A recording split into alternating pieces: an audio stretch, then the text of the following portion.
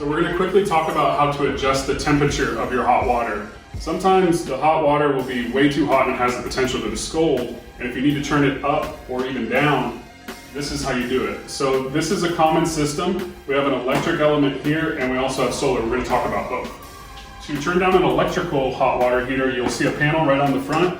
Just loosen that up with a Phillips head screwdriver. Super easy. So we're going to take these screws out.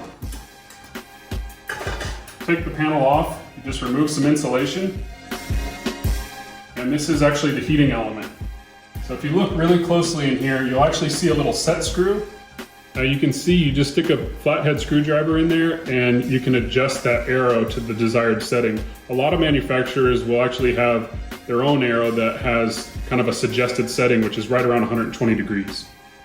So let's talk about if you have a solar hot water heater, which are a little bit differently. This happens to be both, so we can talk about both. All right, we're looking at the top of the hot water tank. Now this is a solar system, so it's a little bit differently. You can see this temperature gauge here. This is actually what's coming off of the solar panels from the roof, and you can see it's right about 145 degrees, which is way too hot to be putting into your house. So what they've done is they've put what's called a mixing valve, which actually introduces a little bit of cold water into the system before it goes into the house and gets it right at the desired setting. Now if you just pull this cap off, you can see this valve can actually be adjusted left or right.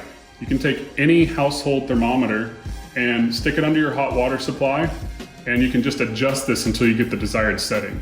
A lot of them, instead of using a wrench, will actually just have a little key on the back of this cap, and you can adjust it that way.